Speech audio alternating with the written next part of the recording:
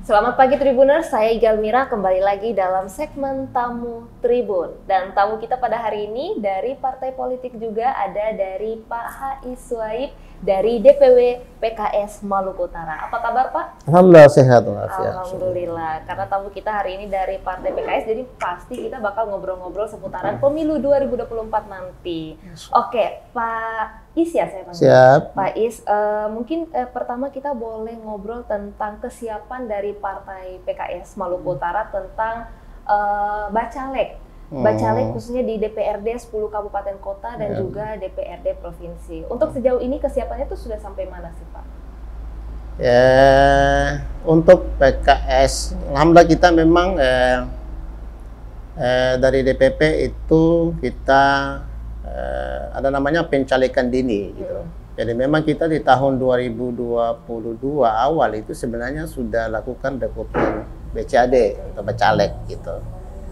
Dan karena itu maka alhamdulillah sekarang kita sudah hampir 90% fix gitu untuk kabupaten kota dan provinsi gitu, karena pencalekan dini itu dari awal. Dari gitu. awal. Kenapa memang dari awal? Karena ya bagaimana supaya rekrutmen orang-orang, ya, tokohan dan sebagainya kan gitu kita rekrut. Dan alhamdulillah itu sudah fix gitu. Kalau yang lain mungkin baru membuka pendaftaran BCAD, kita alhamdulillah PKS sudah tahun 2021 kita sudah lakukan pembuka atau rekrutmen ya pencalekan gitu. Jadi insya Allah kita sudah siap gitu. Oke. Nah untuk partai PKS mungkin secara umum atau terkhusus di Maluku Utara nih mungkin ada semacam kriteria untuk bacalek-bacalek itu gimana tuh Pak kriterianya? Kalau di PKS pastilah kriteria itu secara umum pasti warga negara Indonesia lah gitu. Yang kedua khususnya tentunya mungkin ketokohan gitu kan, kemudian popularitas, kemudian elektabilitas gitu kan. Nah, itu yang kita dorong. Bahkan kita juga diminta DPP selain aturan 30% perempuan itu harus wajib dalam pencalekan, tapi kita juga diminta DPP 15% itu harus milenial gitu. Oh, muda. Yang muda gitu kan. Nah, memang makanya ini yang kita sementara juga ada beberapa termasuk itu nanti berkaitan dengan caleg DPR RI itu gitu. Karena memang itu karena populasi jumlah pemuda milenial ini di 2024 cukup tinggi gitu kan. Oleh karenanya saya kira peran milenial pemuda dalam hal ini kita sangat merespon itu. Bahkan DPP membuat kalau sebisa mungkin harus ada 15% dalam pencalekan ada milenial. Dan sudah terpenuhi. Alhamdulillah ada yang sudah kayak DPRI sudah ya. Ada kabupaten kota. Cuma kan kita ini kan banyak faktor karena kita ingin ending dari seluruh BCAD itu kan kursi gitu kan, gitu kursi. Jadi kita juga harus lihat yang milenial yang betul-betul ya punya semangat, kemampuan, kemudian elektabilitas juga harus kita lihat gitu kan. Jadi bukan serta-merta karena ada arahan dari pusat terus kita siapapun yang bisa masuk gitu, yang penting dia milenial enggak gitu. Kita juga harus selektif juga Jadi begitu. selain milenial juga harus punya kemampuan rekrutmen itu ya, suara. Jadi udah fix nih, udah siap nih. Ya, insya Allah sudah siap. Oke, jadi targetnya berapa kursi itu untuk kota dan provinsi? Kalau kita itu sesuai dengan keputusan rapat kerja wilayah di tahun 2022, itu kita target DPR RI itu kita harus rebut kembali satu kursi. Dan itu anggota DPR RI kita pernah dapat di tahun 2024 itu kita pernah dapat, tapi habis itu hilang sampai saat ini gitu ya. Jadi kita target 2024 itu kita harus rebut kembali kursi yang hilang, itu kira-kira lah begitu ya, kursi yang hilang dari DPR RI. Dan insya Allah di seluruh provinsi Maluku Utara kita target 7-8 kursi untuk DPRD provinsi. Ini karena terkait juga nanti kaitan dengan Pilgub di 2024 gitu kan. Kemudian di seluruh kabupaten kota kita target setiap dapil 1 kursi. Jadi setiap kabupaten kota itu fraksi utuh begitu. Contoh Ternate kan 4 dapil, harusnya 4 kursi. Nah, itu. Jadi itu target kita. Dan insya Allah dengan pencalekan dini, kemudian rekrutmen BCAD yang potensial, saya berharap insya Allah dari target yang sudah ditetapkan PKS Maluku Utara insya Allah bisa capai. Gitu. Okay. Dan bahkan kalau untuk DPR RI itu kita tiga periode terakhir memang kita nyaris di posisi 4 gitu. Posisi suaranya tipis gitu. Makanya di 2024 ini kita harus betul-betul kelemahan kita nggak bisa yang perbaiki untuk bisa mendapat kursi di DPR RI. Gitu. Strategi PKS gimana tuh Pak untuk meraup banyak suara dari masyarakat? Yang pertama itu adalah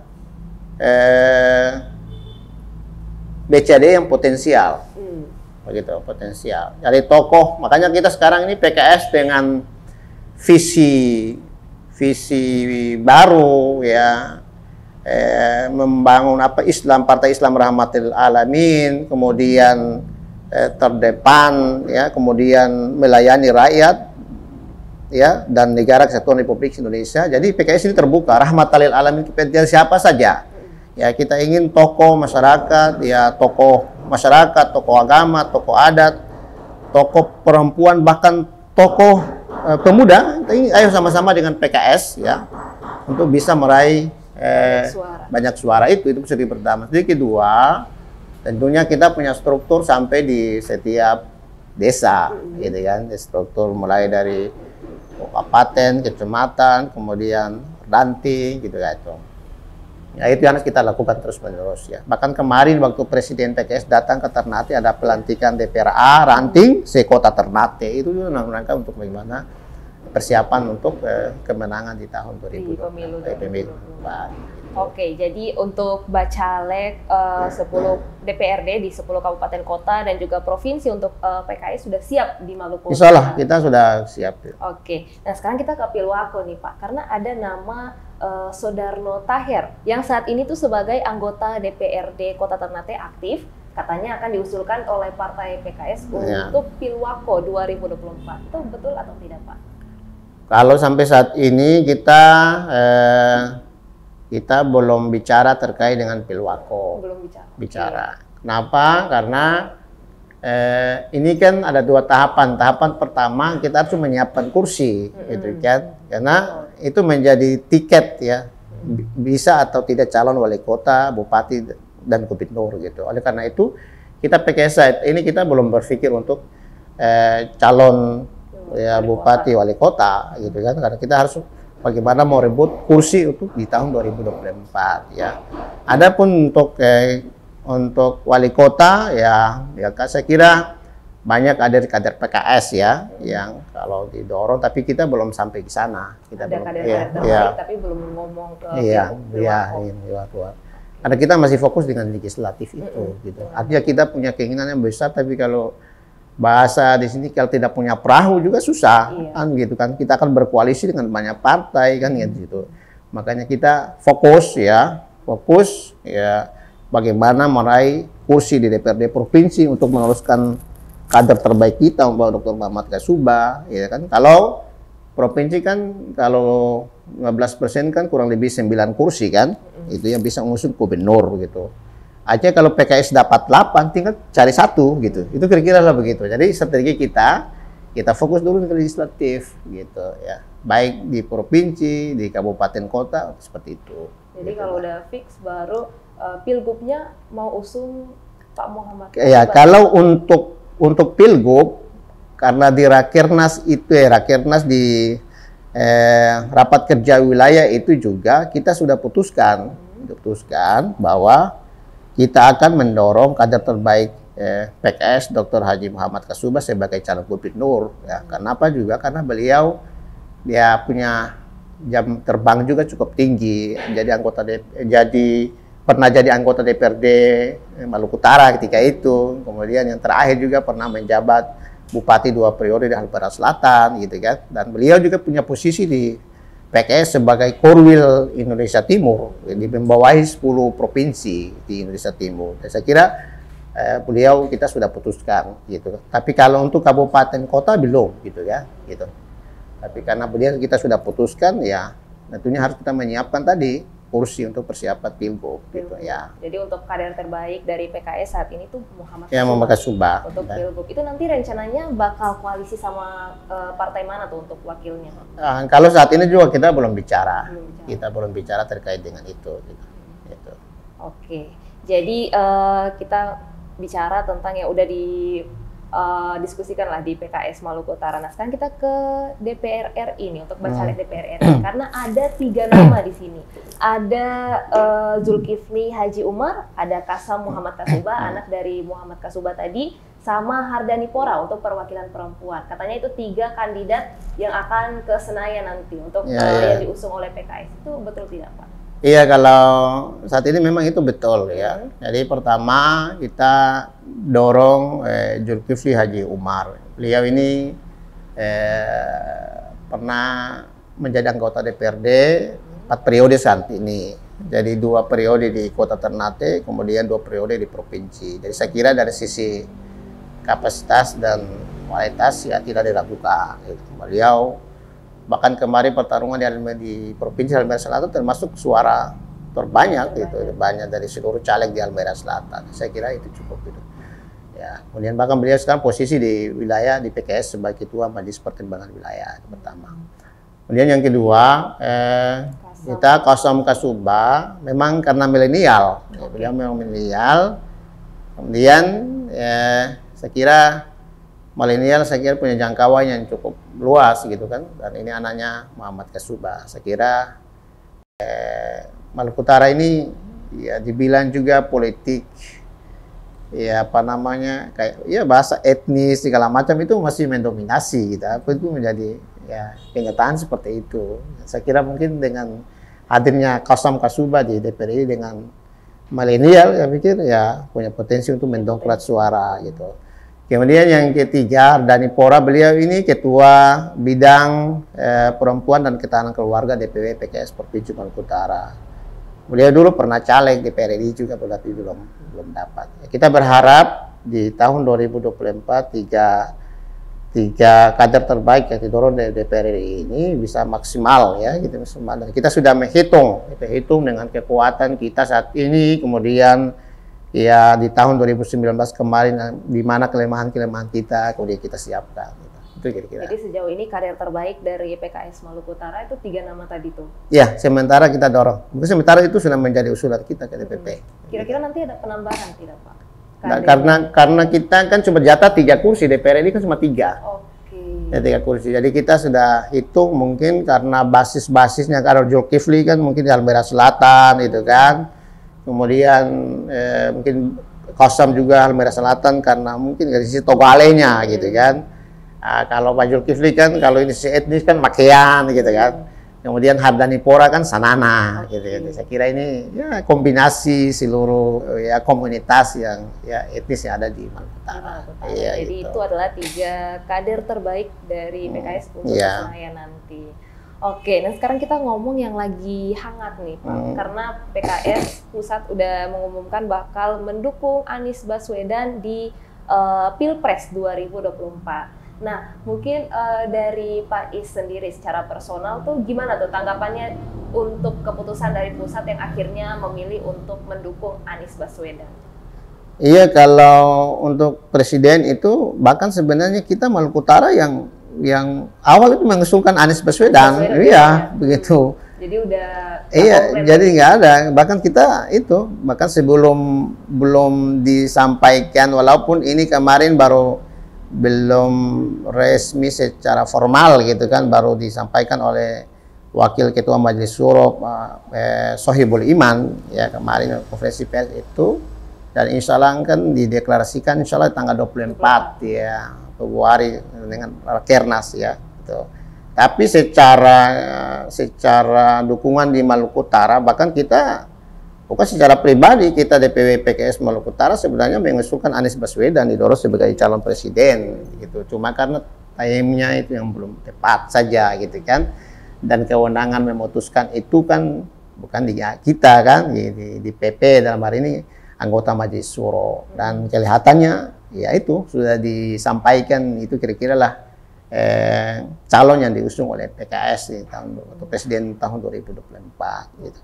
Nah, secara pribadi ya saya pasti senang gitu kan. Apalagi sebelum itu kita sudah usul kan gitu. Iya. Jadi DPW PKS Maluku Utara emang udah mengusulkan Pak Anies Baswedan gitu. Kalau menurut Bapak sendiri secara personal apa sih yang membuat yakin gitu kayak Anies Baswedan harus jadi presiden 2024? Iya, kan mungkin dari PKS mungkin Bapak rasa ada kok kader-kader yang baik, yang bagus, yang mumpuni untuk jadi capres 2024 dari PKS. Iya, karena memang Anies ini kan kita kan DKI kan dukung Anies kan, gitu. Dukung Anies dan kesuksesan Anies di DKI itu kan bisa dilihat saat ini begitu. Jadi bukan hanya visi yang beliau, tapi kenyataan beliau sudah berbuat di DKI Jakarta dan luar biasa masyarakat DKI Jakarta merasakan bagaimana kepemimpinan Anies Baswedan itu kan. Dan saya kira Pilpres ini ya tentunya partai juga berhitung gitu kan secara internal. Memang kemarin kita ada dorong ada beberapa tokoh internal kan terbaik gitu kan. Tapi tentunya sudah cukup sebatas itu, harus melihat dari hasil survei juga gitu kan. Kalau kita dorong kalau tidak laku dijual juga kan repot gitu kan. Gitu. Kita ingin menang gitu. Pokoknya seluruh partai politik itu targetnya harus menang kan gitu. Oleh karena itu ya sudah difikirkan oleh para petinggi-petinggi PKS di Jakarta bahwa ya tahun 2024 ya didorong adalah Anies Baswedan. Begitu. Oke, karena DPW PKS Maluku Utara mendukung penuh Anies Baswedan sebagai capres nanti dari PKS. Kalau untuk di Maluku Utara sendiri, Pak Is dan kader-kader lainnya gimana tuh strateginya untuk memenangkan Anies Baswedan di Maluku Utara? Iya, karena ya ini adalah secara serentak gitu. Ya kalau pilih PKS ya pilih Anies Baswedan gitu kan. Jadi umpamanya presiden Anies presidenku, contoh begitu kan.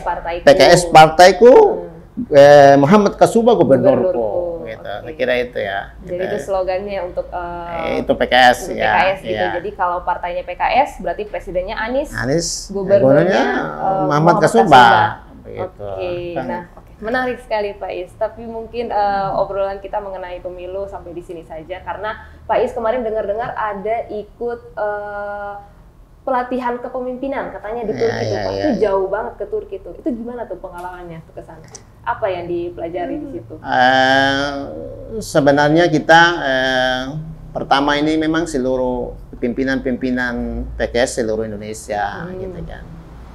Kita ke Turki dan kita termasuk juga kita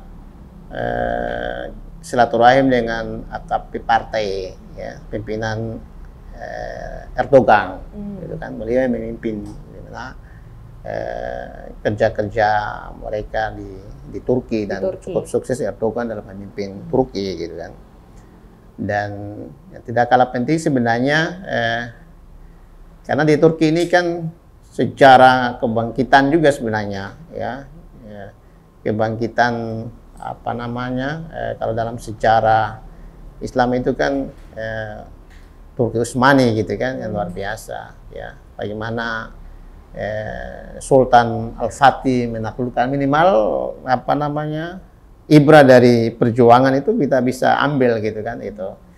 Dan tapi dalam konteks keindonesiaan ya saya kira ini demokrasi kita dengan pemilu 2024 ini adalah juga bagian pertarungan gitu kan. Tapi dalam konteks politik gitu kan, bagaimana mengatur strategi segala macam gitu. Jadi intinya memang ada arahan di sana, ada arahan dari Ketua Majelis Suro, kemudian ada Presiden Partai, kemudian kita bertemu dengan salah satu petinggi di AKP Partai, kemudian juga ada Kedubes gitu kan. Ya kita ingin